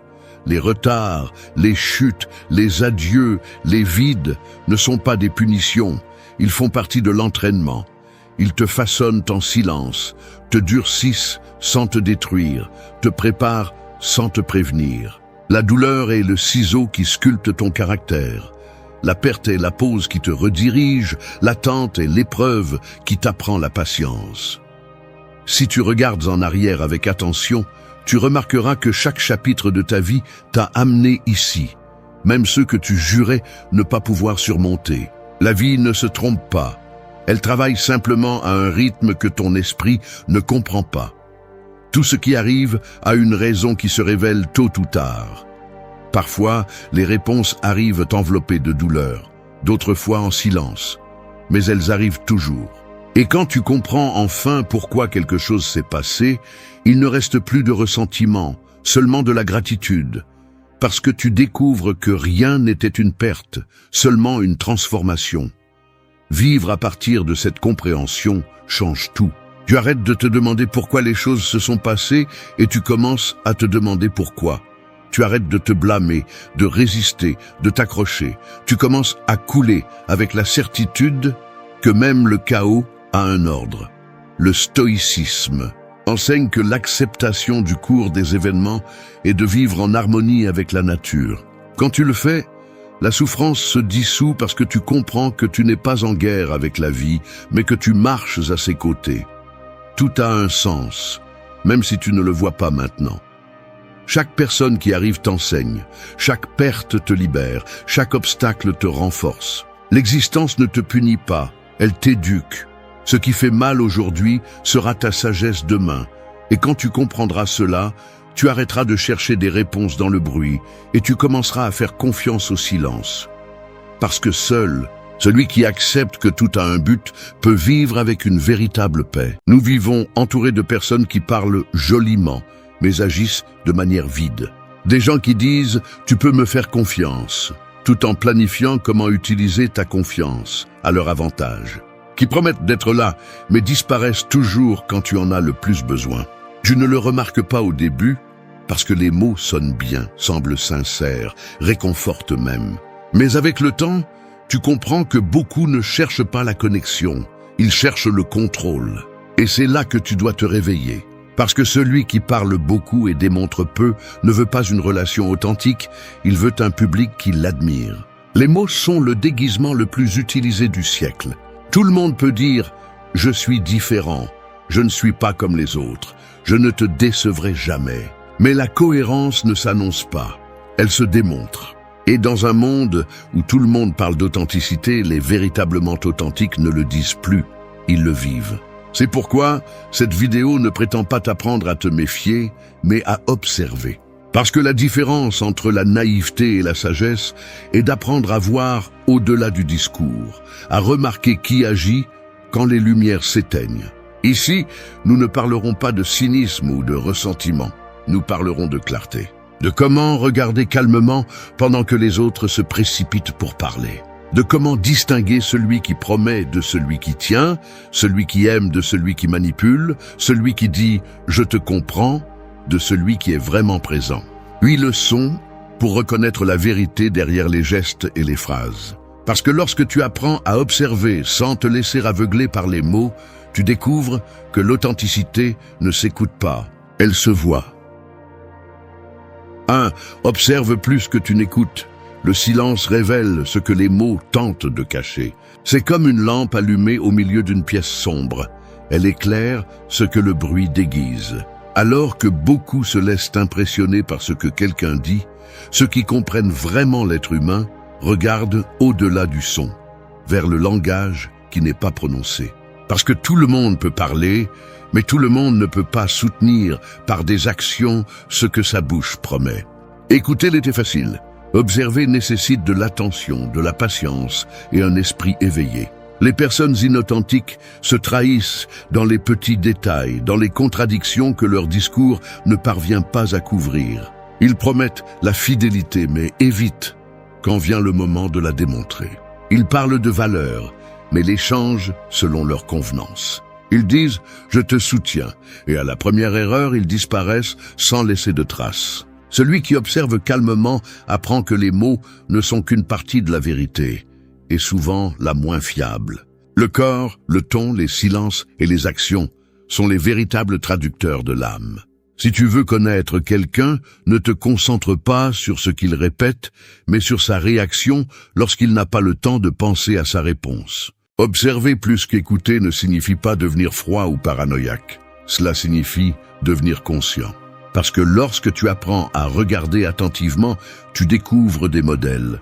Tu vois comment celui qui feint l'humilité cherche toujours la reconnaissance. Comment celui qui prêche la sincérité souligne toujours qu'il ne ment pas, et comment celui qui dit qu'il ne se soucie pas est souvent désespéré d'obtenir l'approbation. Les actions ne mentent pas, et c'est ce que les faux craignent. Leur pouvoir dépend du fait que tu restes à la surface, que tu crois en leurs mots sans regarder leur comportement. Les stoïciens l'ont bien compris. Marc Aurèle disait que l'âme se teint de la couleur des pensées, et cela se reflète aussi dans le comportement. Tu peux dire que tu es juste, mais si tu agis par intérêt, ton essence se révèle tôt ou tard. Tu peux répéter que tu es fort, mais si tu te brises face à la moindre difficulté, les mots perdent leur valeur. Dans la vie quotidienne, cette leçon peut être appliquée de manière simple, mais puissante. Quand quelqu'un te parle de respect, observe comment il traite les autres. Quand il te dit qu'il valorise l'honnêteté, regarde s'il est capable d'admettre ses erreurs. Quand il te dit qu'il t'apprécie, vois si sa présence se fait sentir dans les moments où le silence pèse plus que les mots. Les intentions se lisent mieux dans les gestes que dans les phrases. Et si tu fais attention, tu remarqueras que le langage corporel, les décisions et la constance sont beaucoup plus sincères que n'importe quel discours. Observer plus que écouter te libère des fausses attentes. Il t'apprend à ne pas idéaliser, à ne pas construire de relations sur des promesses vides. Tu apprends à garder le silence pendant que les autres parlent, non pas par indifférence, mais parce que tu comprends que celui qui agit avec vérité n'a pas besoin de s'expliquer autant. Et lorsque tu atteins ce calme, la tromperie cesse de t'affecter, car ton attention n'est plus sur ce que les gens disent, mais sur ce qu'ils démontrent. Dans un monde où tout le monde se bat pour être entendu, la véritable force réside dans celui qui observe sans se laisser emporter par les apparences. Parce que l'observation patiente révèle plus que 1000 confessions, et le temps finit par montrer la vérité que les mots tentent de cacher. Observe plus, écoute moins, et laisse le comportement des autres te montrer qui ils sont vraiment.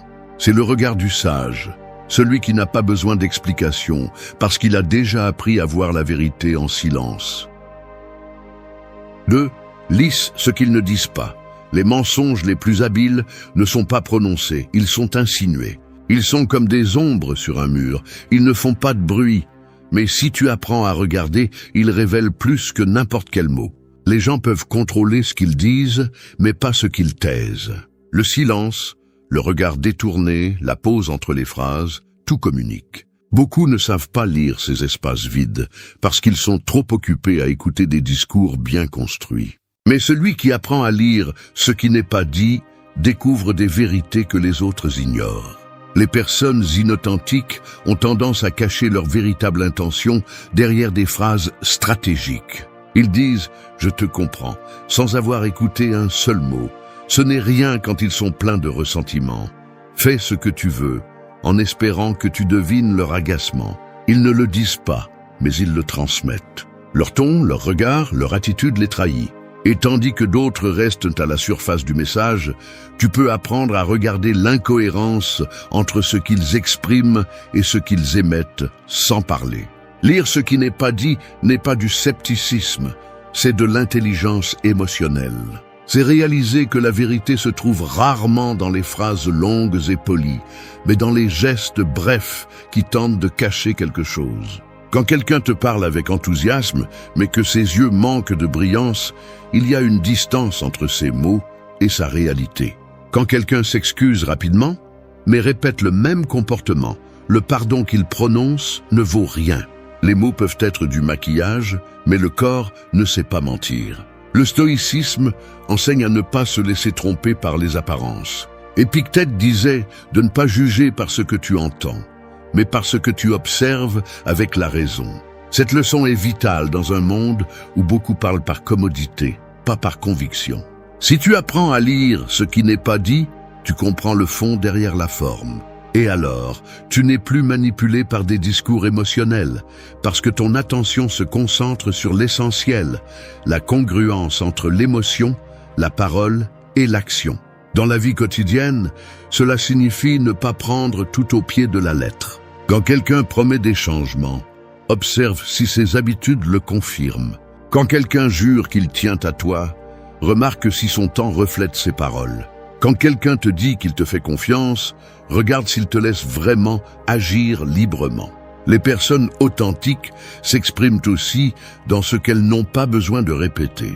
Leur présence est claire, leur cohérence est visible, et leur énergie ne cherche pas à convaincre, juste à être. Celui qui apprend à lire ce qui n'est pas dit gagne en pouvoir. Non pas parce qu'il manipule, mais parce qu'il comprend la réalité telle qu'elle est. Il ne se laisse plus entraîner par des discours vides ou par de fausses apparences. Il commence à remarquer la différence entre un mot dit pour calmer et une action faite pour construire. Et cela change tout. Parce que quand tu vois l'invisible, quand tu captes ce que les autres passent à côté, tu arrêtes de tomber dans les mêmes pièges. Au fond, lire ce qui n'est pas dit est une forme de liberté. Cela te permet de protéger ton esprit du bruit des autres, de rester en équilibre et de ne pas dépendre du langage pour connaître la vérité. Écoute moins, interprète plus. Ne te laisse pas aveugler par des mots qui sonnent bien, cherche la cohérence qui se sent réelle. Parce que dans un monde plein de bruit, celui qui sait lire les silences a le plus grand avantage. Il comprend la vérité même quand personne ne l'a dit. 3. Ne te laisse pas tromper par des promesses vides.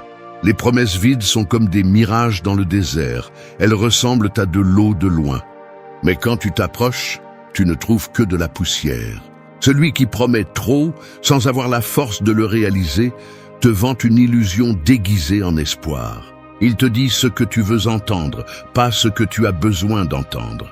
Et si tu n'es pas attentif, tu finis par marcher vers une promesse qui n'arrivera jamais, épuisant ton énergie sur un terrain où il n'y a rien de réel.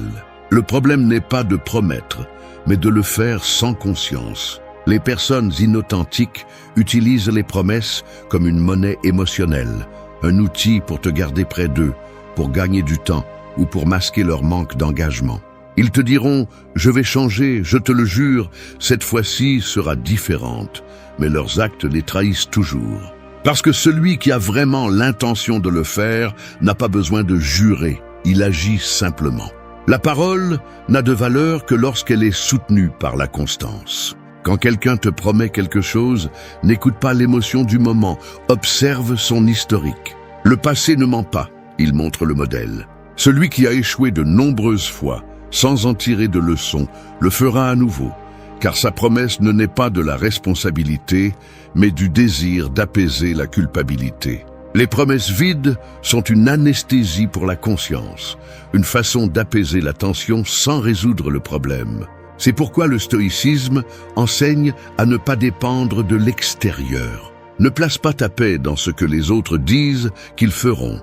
Place-la dans ce que tu contrôles, tes décisions et tes limites. Dans la vie quotidienne, ce type de tromperie est courant. Tu le vois dans les relations, où l'un dit « je ferai tout pour toi », mais ne peut même pas soutenir une conversation mature. Dans l'amitié, quand quelqu'un promet d'être là, mais n'apparaît que quand il a besoin de quelque chose. Au travail, quand tu entends « fais-nous confiance » et que les actions prouvent le contraire. Les promesses vides sont la façon moderne de manipuler sans en avoir l'air. Elles te lient avec des attentes qui ne seront jamais remplies, mais pendant que tu attends, tu perds en clarté. Il ne s'agit pas de devenir froid, mais réaliste. Si quelqu'un promet quelque chose, donne-lui du temps, pas une foi aveugle. Observe si l'action arrive sans rappel. Celui qui veut vraiment faire quelque chose ne le reporte pas, il l'exécute. Les personnes authentiques parlent peu et accomplissent beaucoup. Ils n'ont pas besoin d'orner leurs paroles, car leur cohérence parle pour eux. En revanche, les faux remplissent l'air de promesses parce qu'ils craignent le silence, cet espace où les vérités sont exposées. Sénèque disait que les paroles doivent suivre les faits, pas les précéder. Et il avait raison. Si tu as besoin qu'on te croie, prouve-le. Si quelqu'un veut ta confiance, qu'il la gagne.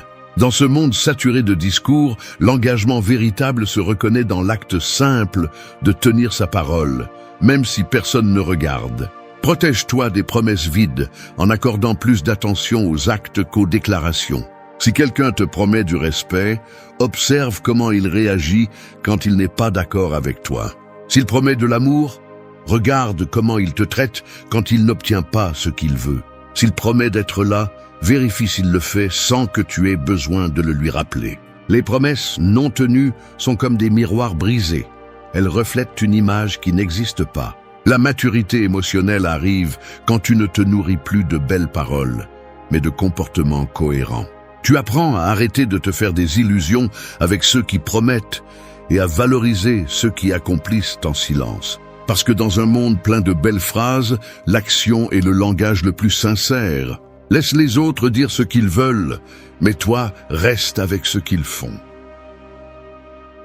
4. Détecte les mots sans action. Les mots sans action sont comme de la fumée. Ils remplissent l'air, semblent denses pour un instant, mais disparaissent sans laisser de traces. C'est ainsi que fonctionnent les discours de ceux qui parlent beaucoup et font peu. Ils sont spécialistes dans la construction de phrases qui sonnent profondes, mais vides de contenu. Ils te disent ce qui est correct, ce que tu veux entendre, ce qui émeut pour un moment, mais quand vient le moment d'agir, ils restent immobiles. Leur force est dans l'apparence, pas dans la cohérence. Et si tu n'apprends pas à les distinguer, tu finis par croire que la fumée est du feu. Nous vivons à une époque où tout le monde a quelque chose à dire, mais peu ont quelque chose à prouver. Les réseaux sociaux, les conversations quotidiennes, même les liens les plus proches, sont remplis de grands mots qui ne tiennent pas.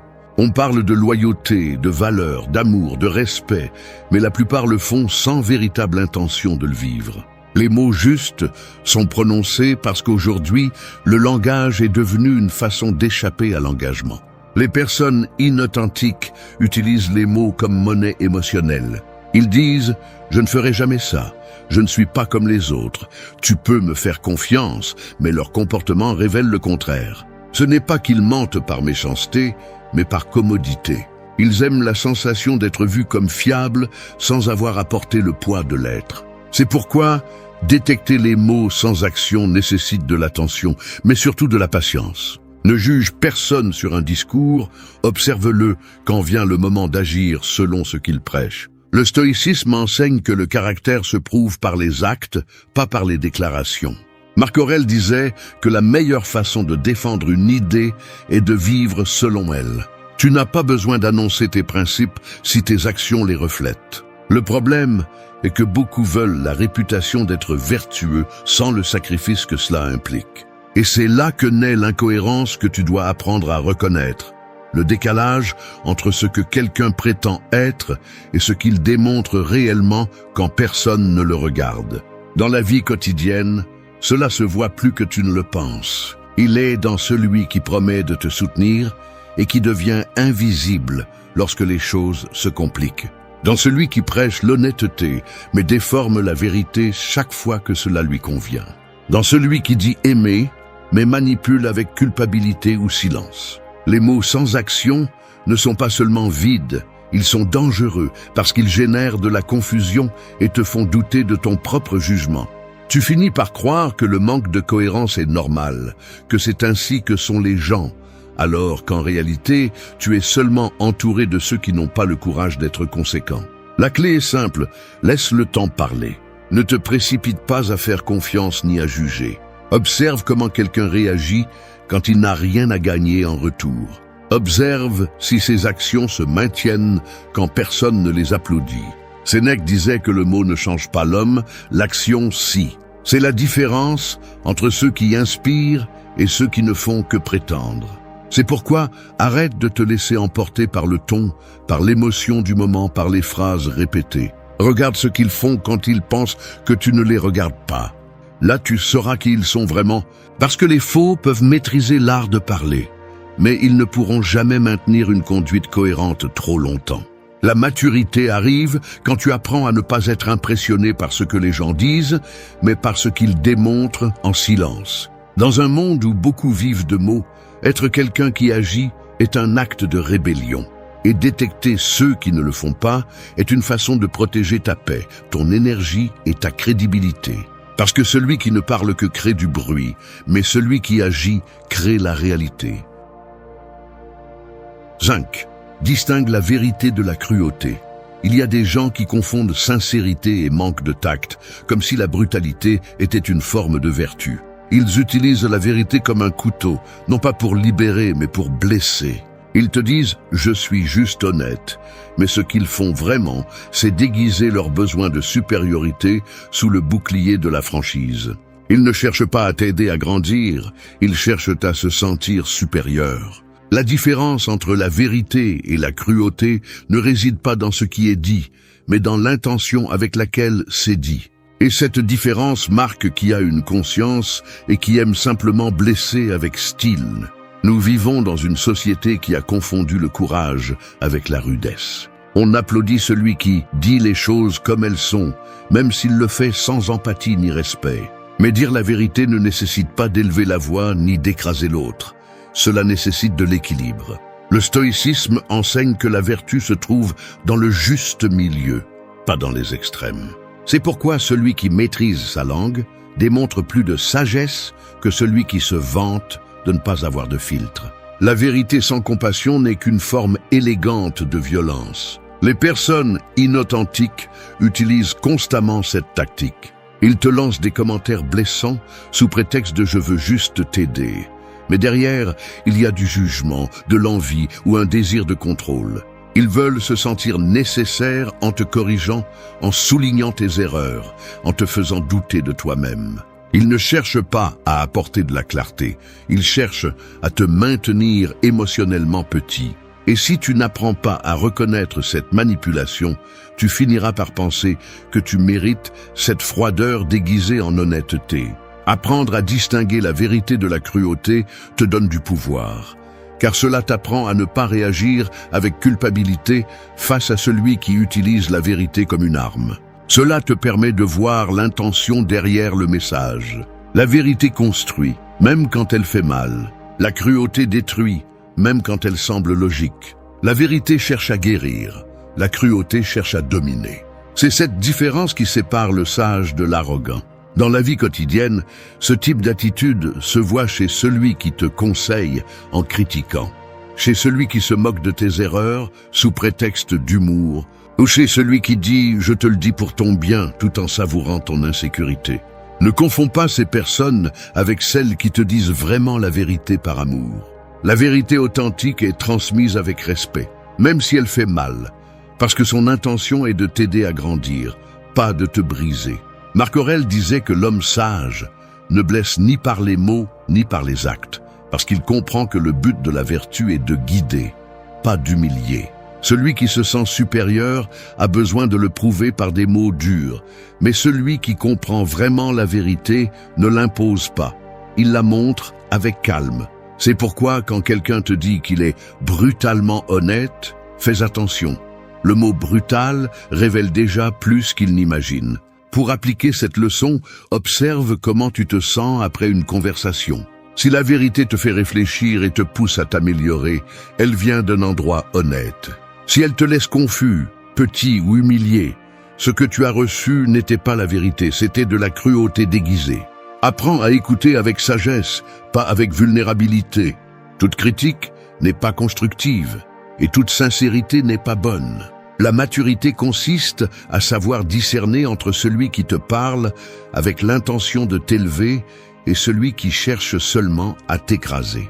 Distinguer la vérité de la cruauté est une forme d'autodéfense émotionnelle. Cela te permet de t'entourer de personnes qui construisent et de t'éloigner de celles qui déguisent leur amertume en clarté.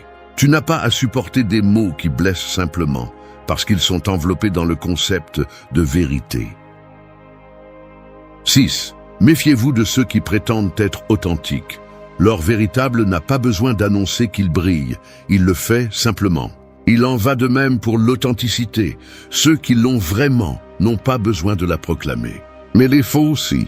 Ils sont experts pour vendre une image de transparence, pour répéter des phrases comme « je suis comme ça, sans filtre »,« je dis les choses en face »,« je n'ai pas deux visages ». Ils utilisent ces mots comme une armure pour protéger leur ego et comme une stratégie pour gagner rapidement la confiance. Plus ils insistent sur leur authenticité, plus ils vous avertissent, sans le vouloir, que quelque chose ne va pas. Nous vivons à une époque où être authentique est devenu un slogan, une étiquette que l'on utilise pour se démarquer, pas un mode de vie.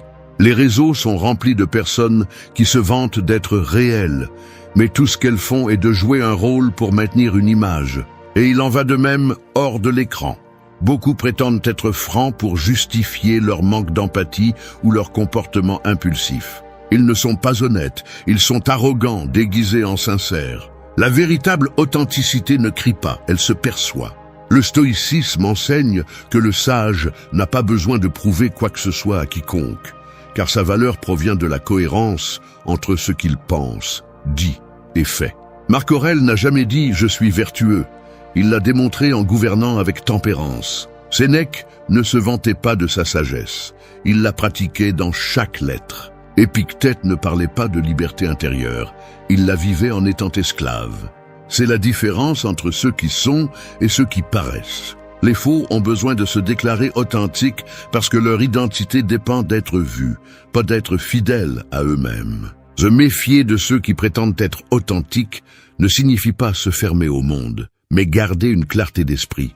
Quand quelqu'un a besoin de répéter qu'il est sincère, il essaie probablement de vous convaincre parce qu'il ne parvient pas à se convaincre lui-même. La véritable authenticité se remarque dans les petits actes, dans la façon de traiter les autres quand personne ne regarde, dans la façon de réagir face à l'adversité, dans le fait que ses valeurs restent les mêmes quand il n'y a pas de témoin. C'est cette authenticité qui inspire confiance, celle qui n'a pas besoin d'explication. Dans la vie quotidienne, ce type de fausseté se cache derrière des gestes charismatiques. L'ami qui se vend comme transparent mais qui n'accepte jamais les critiques. Le collègue qui se dit direct, mais qui utilise sa franchise pour blesser. Le partenaire qui assure « je suis différent », mais qui répète toujours les mêmes schémas. Tous ont la même marque, ils utilisent le mot authenticité pour couvrir leur manque de profondeur. C'est une forme de marketing émotionnel. Ils parlent de vérité, mais vivent d'apparence. Quand vous comprenez cela, vous changez votre façon de voir. Vous n'êtes plus impressionné par les discours sur l'honnêteté, parce que vous savez que la véritable honnêteté n'a pas besoin d'applaudissements. Vous commencez à faire plus confiance au silence cohérent qu'aux déclarations théâtrales. Vous apprenez que les gens authentiques parlent rarement d'eux-mêmes. Ils sont trop occupés à être ce qu'ils disent être. Le monde est plein de masques, mais seuls quelques-uns en sont conscients. C'est pourquoi l'observateur avisé ne cherche pas de belles paroles, il cherche des comportements stables. Quand quelqu'un proclame « je suis toujours moi-même », observez s'il agit de la même manière avec tout le monde ou s'il change en fonction de l'avantage qu'il peut en tirer.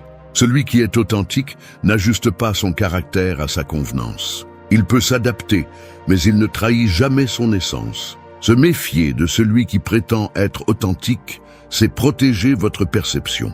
C'est éviter que le charisme ne vous aveugle. L'authenticité ne se démontre pas en parlant, elle se démontre en maintenant la cohérence même quand personne ne la voit. 7. Fais confiance à celui qui démontre, pas à celui qui promet. Les promesses sont comme de la fumée dans la nuit, visibles pour un instant, mais impossibles à attraper. Beaucoup les utilisent pour gagner du temps, pour apaiser ta méfiance ou pour maintenir une image qu'ils ne peuvent pas soutenir. Mais le temps a une vertu, il dévoile les intentions. Ce que quelqu'un dit aujourd'hui peut sembler convaincant, mais seuls les faits répétés démontrent de quoi il est vraiment fait. Ne fais pas confiance à celui qui t'offre le monde avec des mots. Fais confiance à celui qui construit en silence, pas à pas, sans l'annoncer. Nous vivons dans une culture de promesses immédiates. Promesses d'amour éternel, de changement personnel, de projets qui, cette fois-ci, vont fonctionner. Les gens promettent parce que cela sonne bien, parce que cela fait de l'effet, parce que cela donne une sensation d'engagement sans avoir à agir. Mais la confiance ne naît pas des mots, elle naît de la consistance. Les faux confondent dire avec faire et croient que l'engagement commence par une phrase, alors qu'en réalité, il commence par une action répétée, même quand personne ne regarde. Marc Aurèle enseignait que la meilleure façon de juger une personne n'est pas par ce qu'elle dit, mais par la qualité de ses actes. Un homme ou une femme intègre n'ont pas besoin de te convaincre de leur intention. Leur comportement le fait pour eux. C'est pourquoi quand quelqu'un te promet fidélité, amour ou changement, ne le crois pas immédiatement, donne-lui du temps. La vérité se soutient seule. Il n'y a pas de mot si parfait qu'il puisse remplacer la preuve de l'acte accompli. Les personnes inauthentiques sont habiles à manipuler avec des promesses. Ils disent ce que tu veux entendre et utilisent cela pour capter ton attention. Ils te diront « Fais-moi confiance, je ne te décevrai pas ». Cette fois-ci sera différente et pour un moment cela semble crédible. Mais observe comment ils vivent, pas comment ils parlent. Celui qui promet sans démontrer ne fait que peindre un scénario fictif pour gagner ton approbation. Ne confonds pas intention avec action. L'intention ne transforme pas, l'action si. Dans la vie quotidienne, cela se remarque à tous les niveaux. Dans l'ami qui promet de changer son attitude, mais ne le fait jamais. Dans le patron qui promet des opportunités qui n'arrivent jamais. Dans le partenaire qui promet un amour éternel, mais dont le comportement montre de l'égoïsme. Les gens authentiques ne promettent pas autant parce qu'ils comprennent le poids du mot. Ils savent que promettre, c'est s'engager et que tenir sa promesse nécessite discipline et cohérence. Celui qui valorise sa parole la prononce avec soin. Celui qui l'utilise sans mesure finit par perdre toute crédibilité.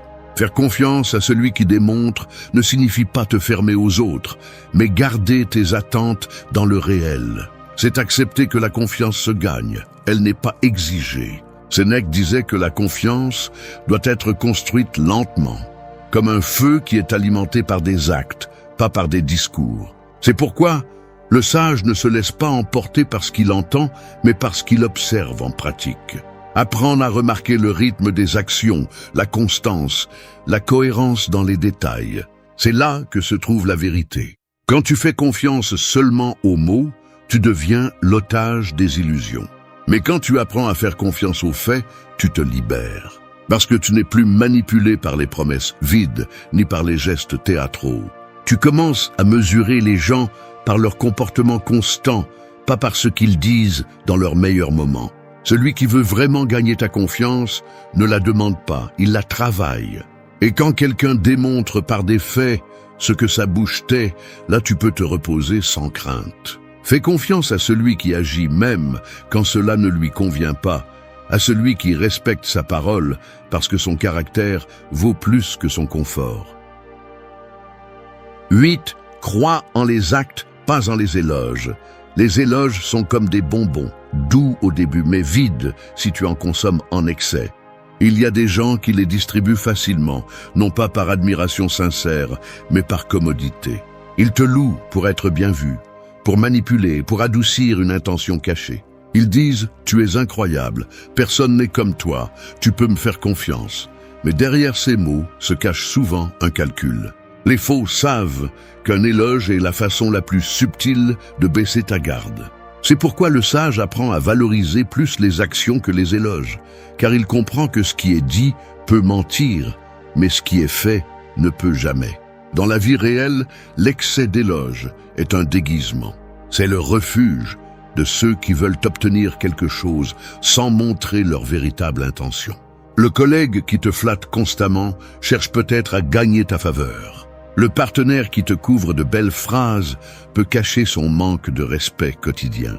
L'ami qui t'appelle frère mais disparaît quand tu as besoin de soutien ne t'apprécie pas, il t'utilise. Les mots doux sont inutiles quand les actions sont amères. Et si tu n'apprends pas à faire la différence, tu finiras par faire confiance à celui qui parle le mieux, pas à celui qui agit le mieux. Le stoïcisme enseigne que le caractère d'une personne ne se mesure pas par ce qu'elle dit de toi, mais par la façon dont elle se comporte avec toi quand elle n'a rien à gagner. Sénèque avertissait que la flatterie est une forme d'esclavage émotionnel, car celui qui a besoin d'éloges pour se sentir bien devient dépendant du jugement d'autrui. Et c'est dangereux. Quand tu bases ta valeur sur les éloges, tu cesses de voir clairement. Tu commences à croire que celui qui te flatte t'apprécie et tu oublies de regarder si ses actes le confirment. La cohérence se révèle toujours dans le quotidien.